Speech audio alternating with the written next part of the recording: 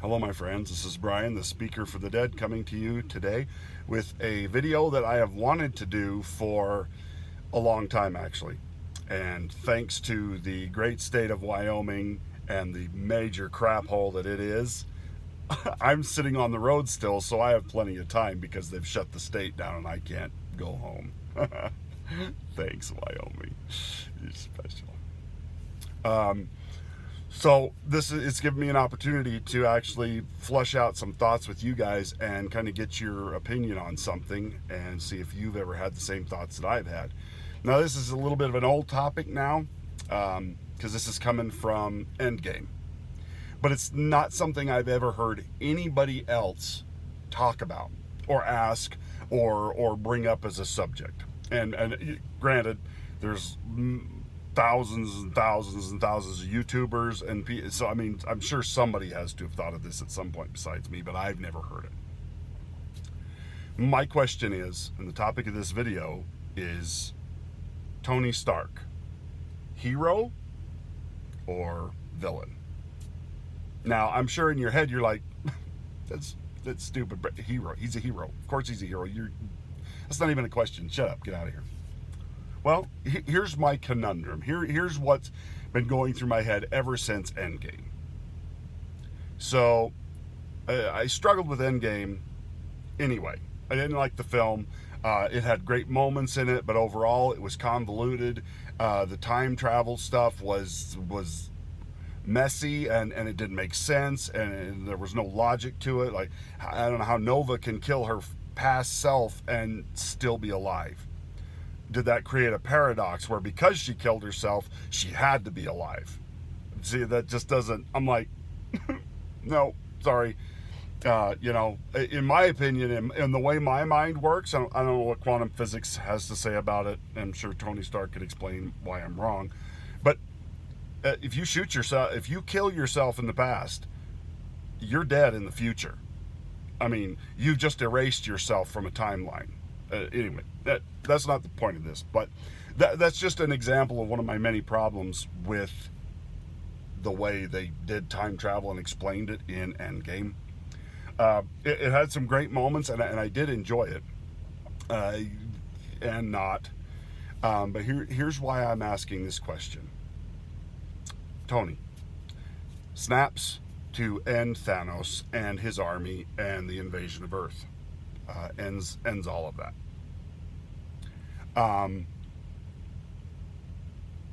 I never understood why they went with it the way they did, because Tony could have snapped Thanos away at the moment of his birth. Tony could have snapped Thanos away, destroyed him 5 years before the attack on New York City.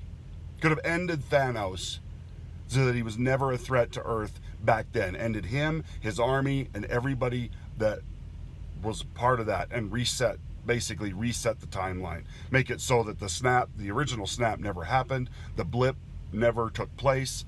New York City was never attacked and destroyed. I mean, I guess that sets up a temporal paradox there as well.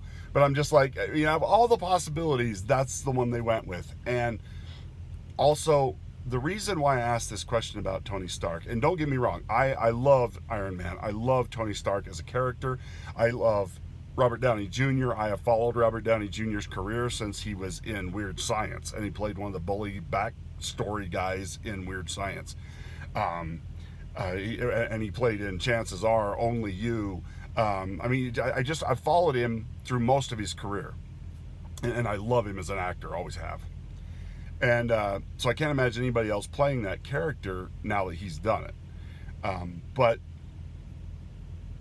Tony Stark shows a selfishness in Endgame that is on par with any villain I have ever seen or heard of or had written about. And this is why I say that. Tony will only help them.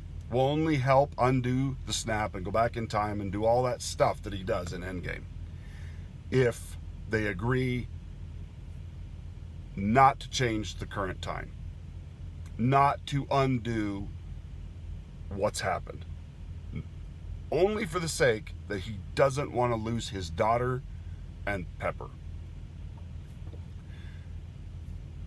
To me, that is one of the most selfish, self-centered, egomaniacal, horrible things that you could do for such a selfish reason. I understand. I'm a family man.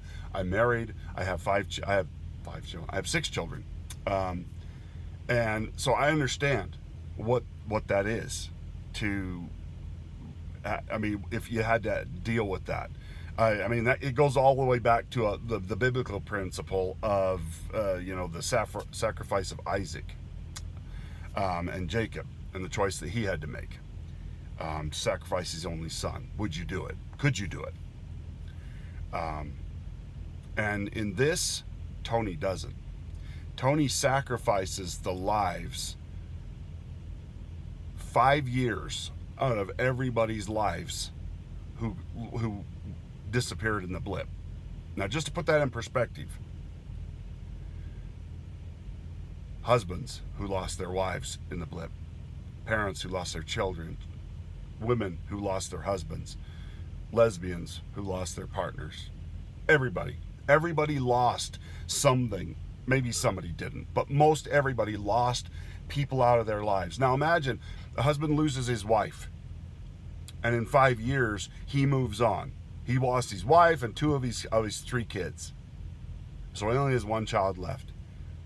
Well, 5 years has moved on. He's tried to move on. He's tried to come to terms with his grips, or he's killed himself, or his child is in. The toll that would take on the people that survived would be unimaginable. Tony was one of the lucky ones. He didn't lose Pepper. Everybody else lost people, or most everybody. And Tony only agrees to help if he doesn't have to lose what he got: Morgan and Pepper. So he was willing to uproot, cause mass chaos, psychotic problems, depression, suicides, everything that happened because of the loss of the snap.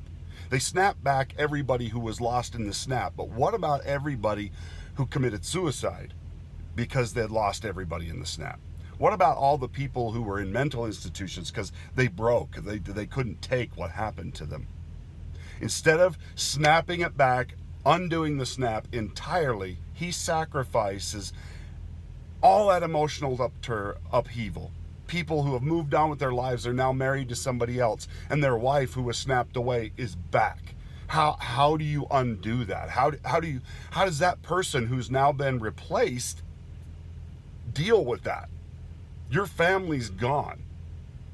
Your husband's married to another person now because he tried to move on and raise the kids that he had left, or vice versa, women. And it just, that's why I say, did Tony become a villain when he did that? I mean, sure, he redeems himself by snapping away Thanos, but still, if you had the chance to undo the snap, to end Thanos and undo the snap before it ever happened, to stop any of that from ever occurring, and you didn't, because of a selfish thing, because you had 1 kid and a marriage that you wanted to save, you are the most selfish person ever to live on Earth, or anywhere, because it wasn't just Earth. This was throughout the universe. Half of everything disappeared. Animal life, everything. And Tony was willing to sacrifice that and cause all that turmoil and upheaval for 1 kid. Now, you might be sitting there saying it's worth it. I'd never sacrifice any one of my kids. But who's to say Tony had to sacrifice his kid? He's got the Infinity Gauntlet. You're telling me he couldn't have the Hulk snap when he unsnapped the snap and say, snap everybody back at the moment that they left, and make sure as part of the thoughts of the snap is that Morgan still is born, and this happens exactly the way it was supposed to happen. But in my mind, Morgan was never supposed to be born. Or if she was intended to be born, she would have still been born in a different timeline. If him and Pepper got together, Morgan still would have been their daughter. And that's a risk I would have taken to save half of all the life in the universe. It was always weird to me that nobody brought that up in the film, and I've never heard anybody talk about it after the fact. That Tony was, I mean, we all know he's been narcissistic and selfish and stuff, and he has those tendencies. But when it really came down to it, he was never that level. That is supervillain level of I don't give a shit about other people. Anyway, that's just been something in my head, something in my mind that I've wanted to throw out there and see what anybody else thought, and see if anybody else has ever had that thought, or if I'm the only one. And if I've just shown myself to be a total monster because I said I'd sacrifice one of my kids. Not willingly. It's not like I'd be like, hey, Sarah, which isn't actually the name of one of my kids. Sarah, just stab you because, I need to save somebody. But if it was me, if my parents had that choice, I would want them to sacrifice me to save half of all life in the universe. My life, my one life, is not worth that kind of loss, and all the misery and the torment that it would have created to have half of everybody gone. So let me know what you think. This is just a random thought, and I'm going to start doing videos on random thoughts called And Another Thing, because I have these random thoughts. I'll just be thinking along, as I'm driving or working or whatever, and I'll be like, hey, you know what the deal is with that? They're gee whiz moments, and I think a lot of people have those gee whiz moments, and they never really share them with anybody, and they just kind of drift off into the distance. But maybe if we talked about those gee whiz moments more often, maybe we'd solve some real problems, or at least have something cool to talk about. So anyway, thanks for watching, and we will talk to you next time. Be sure to comment. Let me know what you think on this subject. Do you care? Endgame's over. Doesn't matter. Blah, blah, blah. But see, that's going to be part of the Marvel universe for the rest of... they're dealing with it in WandaVision. If you haven't seen the 5th episode, don't listen any further, because I'm going to spoil. Anyway, that comes up as part of WandaVision, because of one of the characters that's in there. They kind of show the reversing of the blip, and what that kind of was like and what it entailed and stuff, and they never really did that before. But yeah, let me know what you think. Anyway, talk to you next time. Bye now.